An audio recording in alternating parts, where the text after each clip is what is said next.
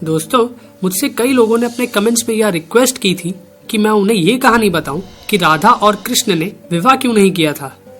दोस्तों, ये कहानी को ढूंढ पाना मेरे लिए बड़ा ही मुश्किल हो गया था, पर मैंने इनकी जो कहानी ढूंढी है उसे मैं अपने इस एपिसोड में आप सभी को दिखाने जा रहा हूँ।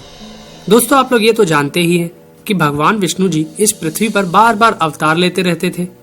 इस कारण उनकी पत्नी देवी लक्ष्मी जी की भी यह इच्छा हुई कि वह भी भगवान विष्णु जी के साथ पृथ्वी पर अवतार लें और भगवान विष्णु जी के साथ उनके धर्म के कार्य में उनकी सहयोगी बने।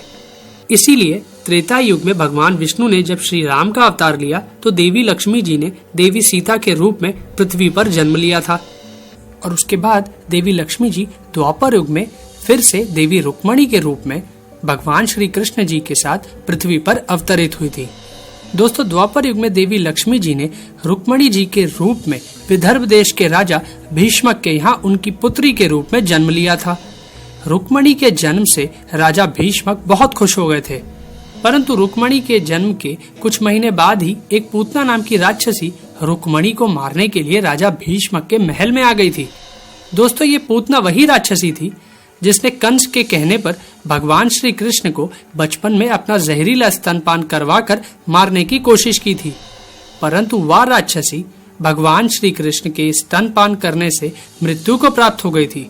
राक्षसी पूतना ने अपने उन्हीं जहरीले स्तनों का पान रुक्मणी जी को भी कराने की कोशिश की थी, परंतु देवी रुक्मणी ने उसकी बहुत कोशिश के बाद भी उसका स्तनपान नहीं किया था। दोस्तों, पूतना जब देवी रुक्मणी को अपने स्तन का पान कराने का असफल प्रयास कर रही थी कि तभी कुछ लोग महल के अंदर आ गए थे। अचानक लोगों के इस तरह आ जाने के कारण राक्षसी पूतना देवी रुक्मणी को लेकर आसमान में उड़ गई थी। ये देखकर लोगों ने राक्षसी पूतना का बहुत दूर तक पीछा किया, परंतु राक्षसी पूतना देवी रुक्मणी को लेकर आसमान में बहुत ऊपर उड़ गई।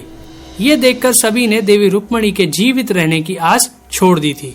लेकिन इधर जब पूतना आकाश में बहुत ऊपर उड़ रही थी तब देवी रुक्मणी ने अपने आप को उस पूतना राक्षसी से आजाद कराने के लिए अपना वजन बढ़ाना शुरू कर दिया था और देवी रुक्मणी ने अपना वजन इतना बढ़ा लिया था कि पूतना राक्षसी को उनका भार उठा पाना मुश्किल हो गया था।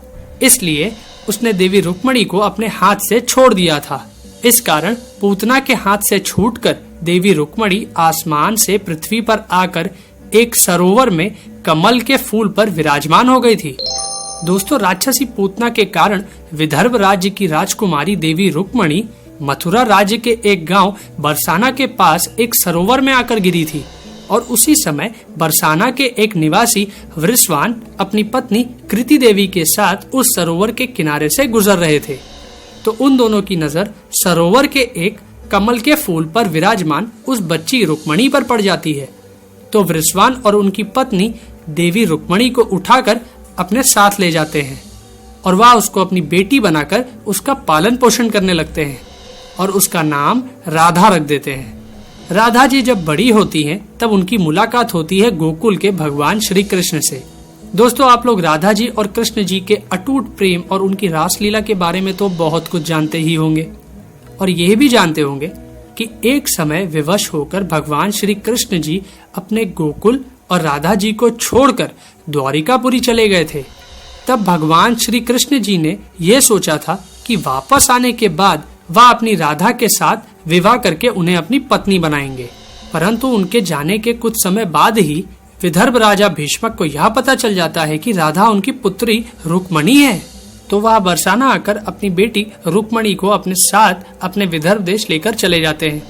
दोस्तों, विदर्भ राज्य भगवान श्री कृष्ण के दुश्मनों का राज्य था, इसलिए वह लोग देवी रुक्मणी की शादी किसी और के साथ करा देना चाहते थे।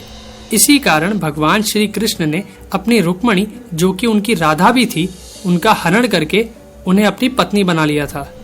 दोस्तों, इस कहानी को सुनकर आप समझ ही गए होंगे कि राधा जी और रुक्मणी जी एक ही थी।